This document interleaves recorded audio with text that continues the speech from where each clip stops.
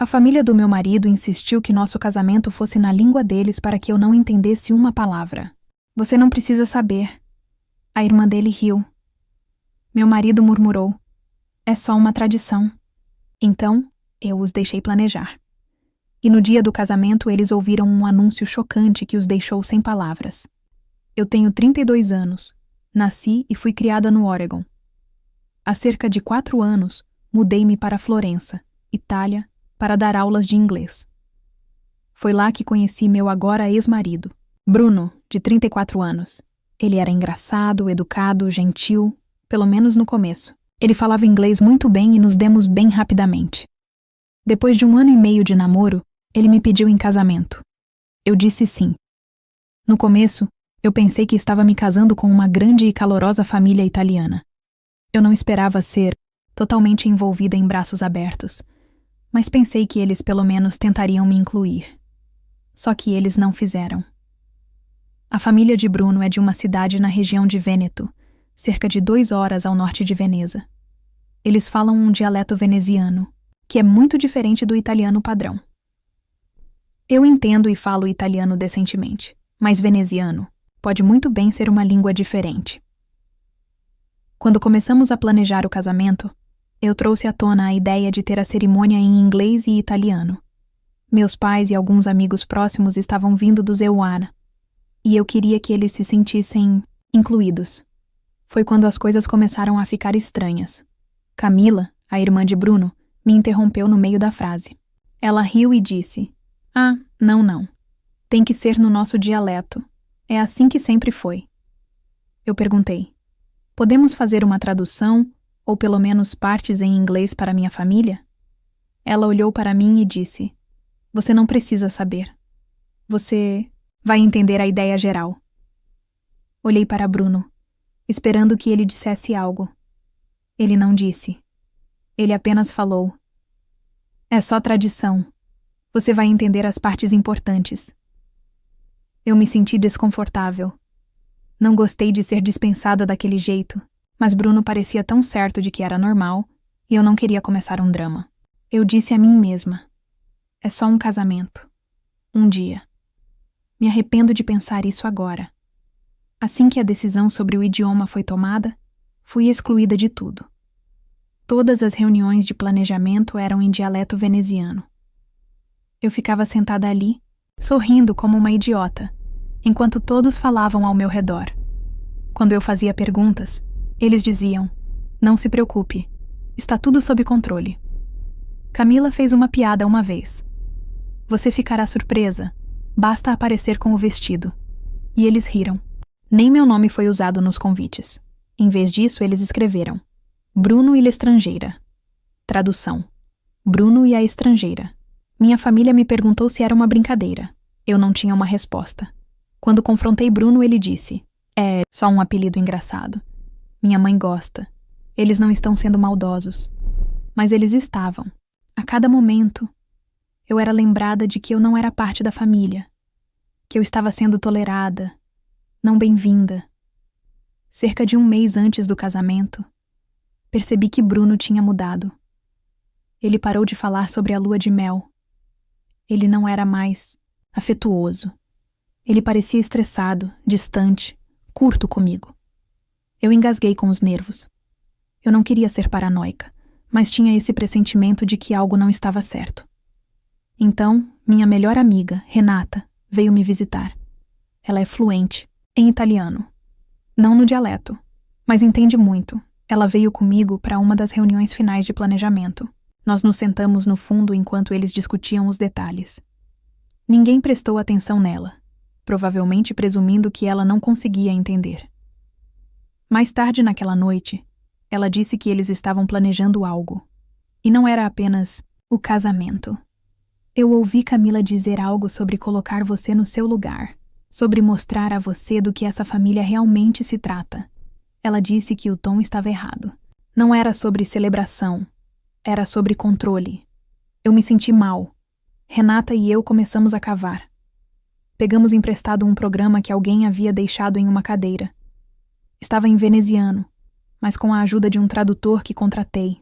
Sim, Tive que pagar alguém para entender como seria meu próprio casamento. Nós o traduzimos. Não era uma celebração, era uma humilhação.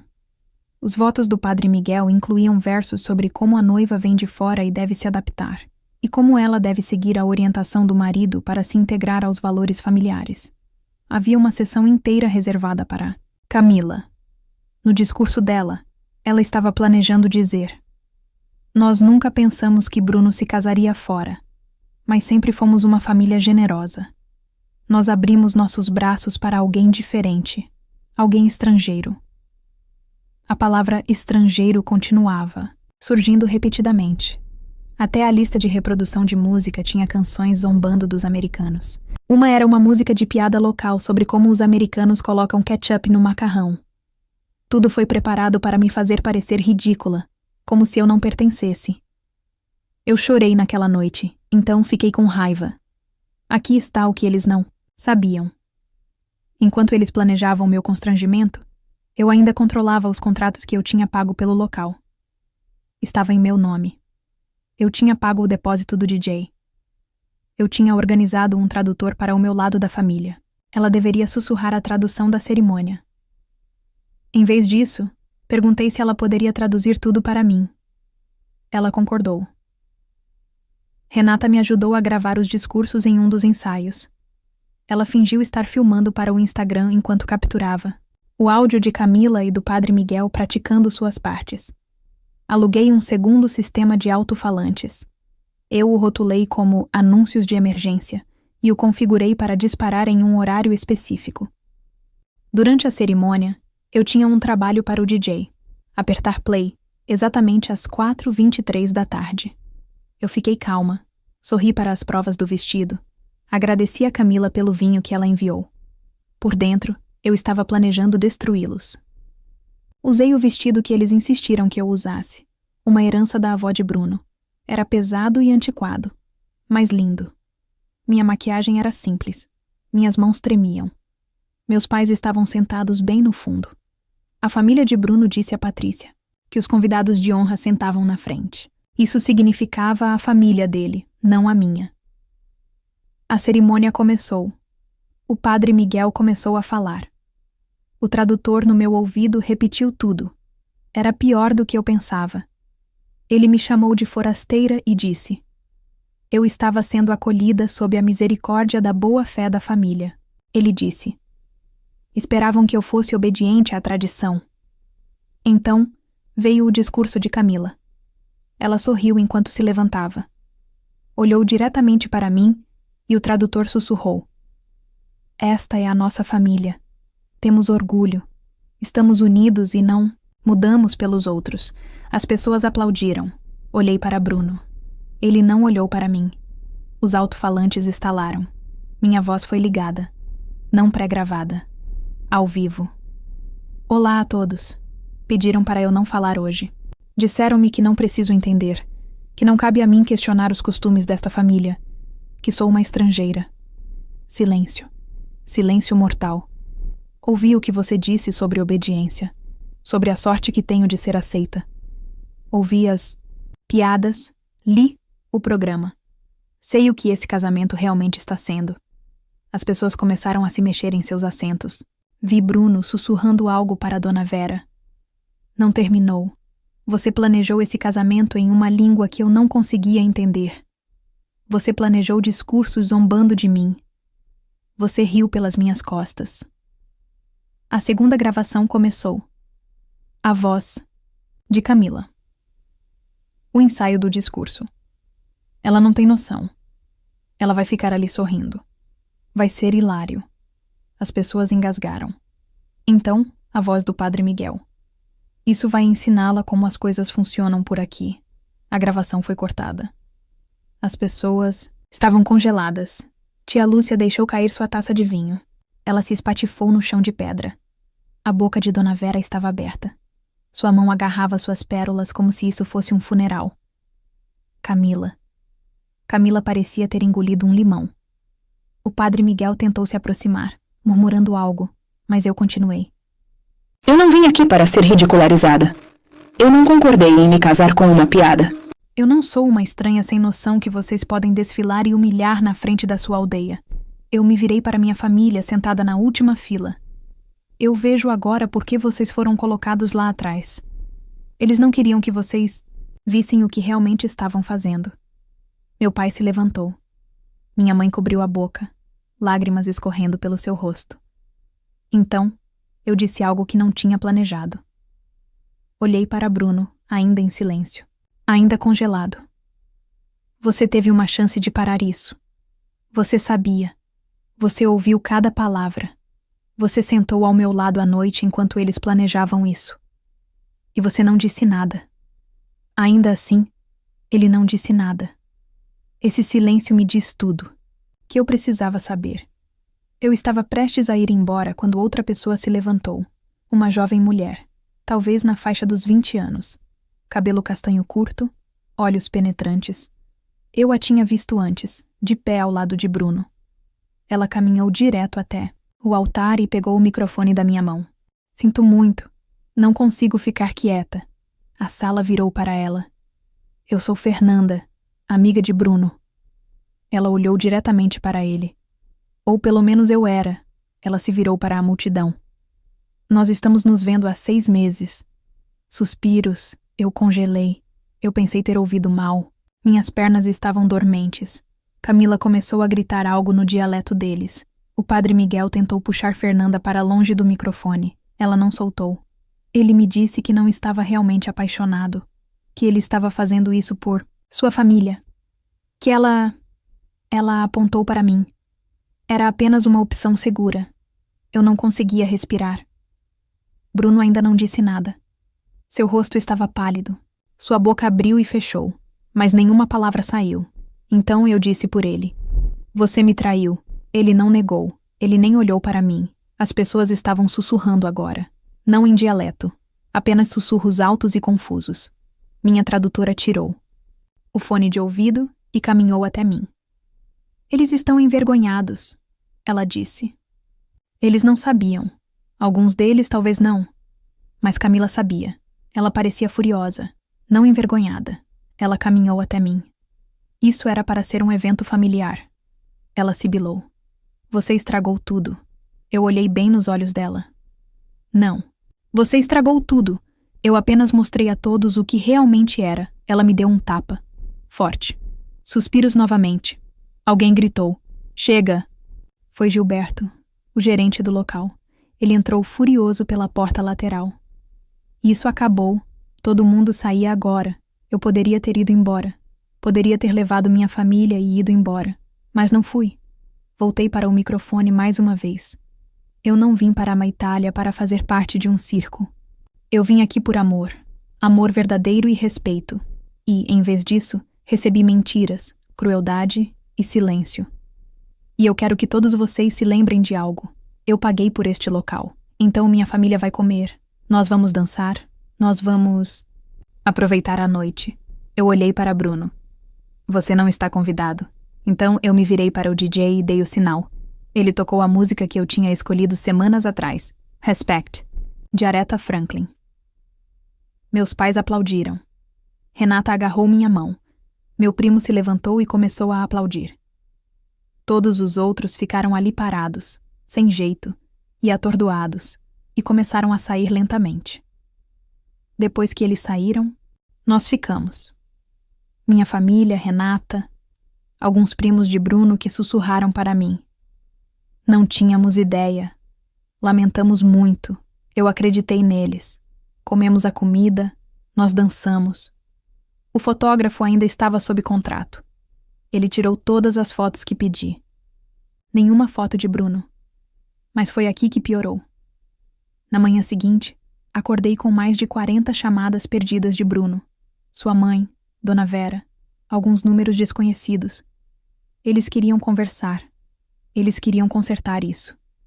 Eles disseram que eu exagerei. Eles disseram que envergonhei a família. Eles disseram que eu tornei isso pessoal, sem desculpas, sem responsabilidade, apenas culpa. Mas eu ainda não tinha terminado. Eu tinha mais uma coisa para fazer. Aquela manhã seguinte foi surreal. Eu estava sentada no quarto do hotel, ainda com meu cabelo e maquiagem de casamento, olhando para a parede. Meus pais estavam tomando café na sala ao lado, tentando não falar muito alto. Renata estava navegando pelo telefone entre chamadas perdidas e alertas de notícias locais. Acontece que alguém no casamento transmitiu tudo ao vivo.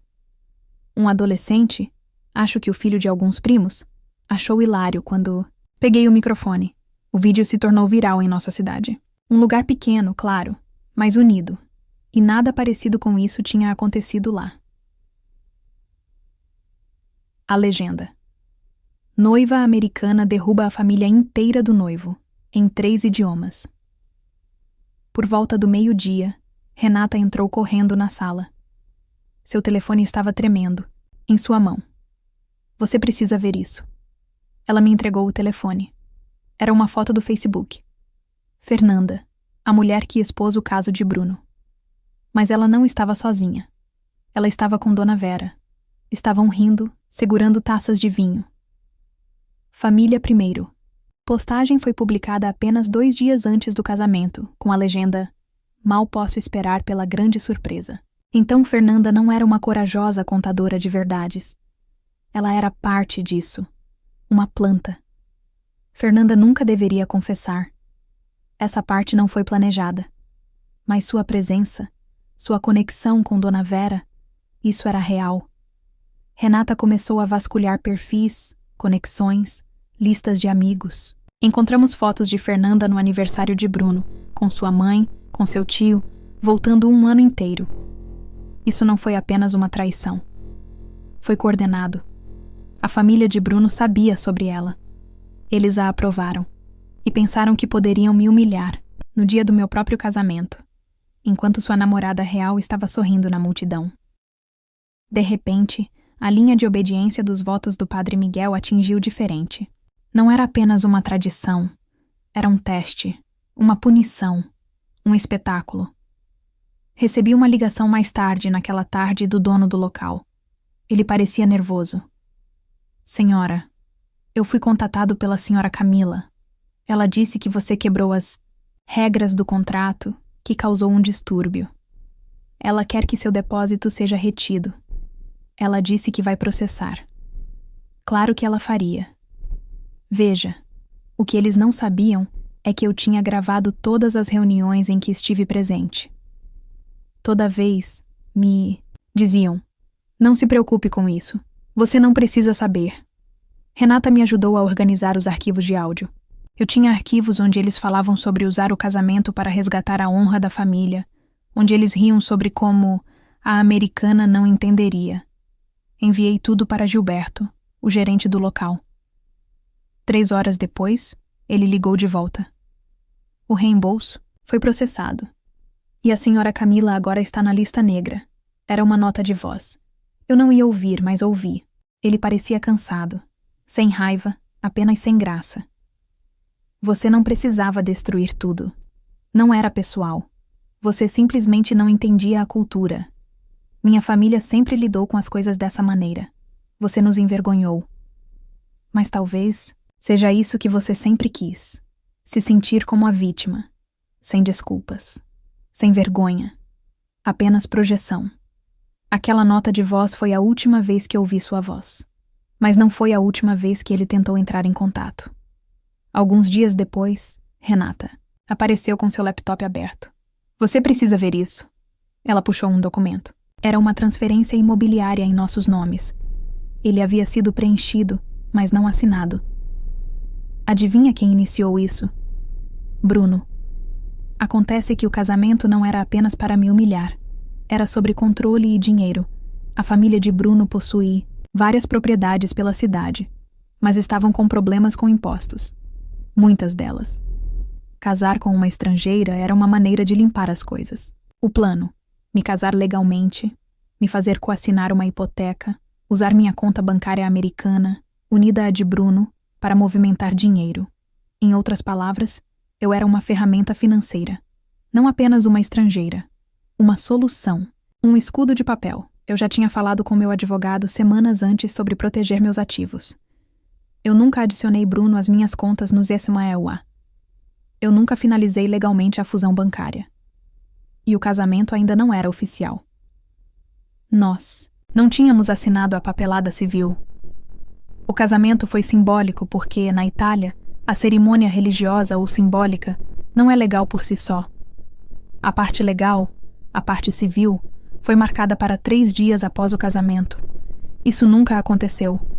Então, aos olhos da lei, eu nunca fui casada. Uma semana depois, recebi uma carta formal do tio de Bruno. Ele é advogado. Ele me acusou de difamação por envergonhar publicamente uma família respeitada. Ele ameaçou com ação legal, a menos que eu emitisse um pedido público de desculpas e pagasse uma taxa reparadora pelos danos emocionais e financeiros que causei. Foi quando decidi que, se eles queriam uma resposta pública, eles iriam obter uma. A essa altura, a maior parte da cidade já tinha ouvido alguma versão da história. O vídeo foi republicado e legendado em inglês e italiano. As pessoas tinham opiniões. Muitas delas. Alguns disseram que exagerei. Outros disseram que fui corajosa. Alguns insistiram que foi apenas um mal-entendido cultural. Mas essas vozes ficaram mais silenciosas quando publiquei minha própria declaração. Não. É um pedido de desculpas. Não é um discurso. Apenas a verdade. Eu escrevi um post. Compartilhei publicamente no Facebook, Instagram e, sim, Reddit. Eu coloquei tudo. As gravações, o tradutor, a cerimônia humilhante, o golpe da hipoteca planejada, o fato de que eu nunca fui legalmente casada.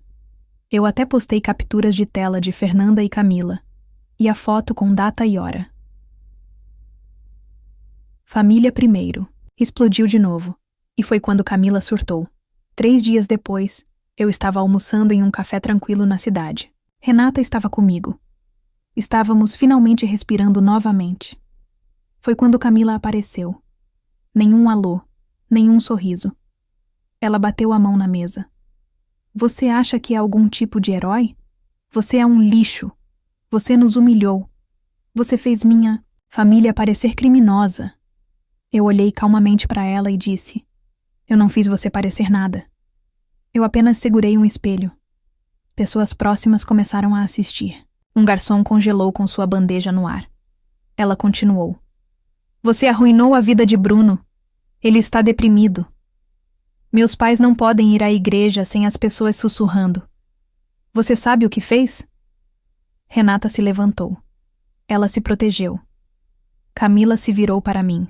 Sua voz caiu. Você nunca seria um de nós. Nunca. Você anda por aí como se fosse melhor porque fala italiano perfeitamente e usa seus pequenos sapatos americanos, mas você nunca entenderá nossa família. Eu me levantei então, de altura, total, sem tremer, e disse, alto e claro: você está certa. Eu nunca entenderei como uma família pode mentir, trapacear, planejar uma humilhação pública e ainda esperar lealdade em troca. Eu nunca entenderei como alguém como você pode sorrir enquanto esfaqueia alguém pelas costas. Eu não quero entender, porque isso não é família. Isso é um culto. Camila levantou a mão novamente, como se fosse me bater, mas alguém a impediu. Bruno agarrou seu pulso, puxando-a para trás. Pare, pare, ele olhou para mim. Ele parecia quebrado, pálido, bochechas afundadas, como se não dormisse há dias.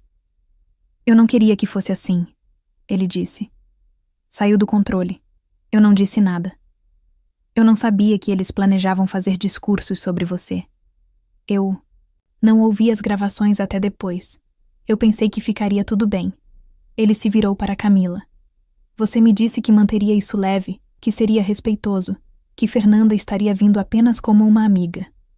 Camila zombou. Você está me culpando. Agora, Bruno olhou para mim. Eu fui fraco. Eu deixei acontecer. Eu deixei todos te empurrarem para fora, e eu fiquei parado e assisti. A voz dele falhou. Eu estava com medo de perder minha família, então deixei que eles nos destruíssem. Lá estava. Não uma desculpa. Não realmente um pedido de desculpas. Apenas a verdade. Eu queria gritar. Eu queria dizer: agora você diz alguma coisa? Depois de tudo? Mas eu não disse.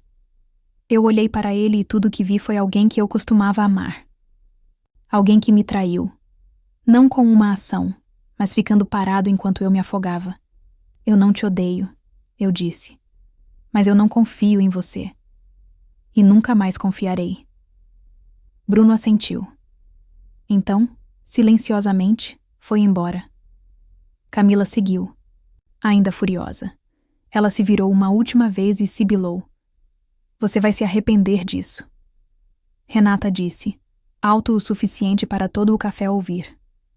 Não, eu acho que você vai. Camila tentou processar. Não deu em nada.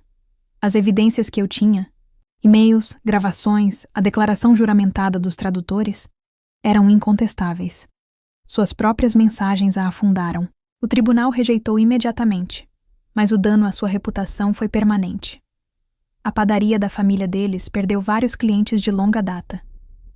As pessoas na vila começaram a sussurrar sobre eles, não com admiração, mas com vergonha. Quanto a Fernanda, descobriu-se que ela era apenas mais um peão. Ela desapareceu.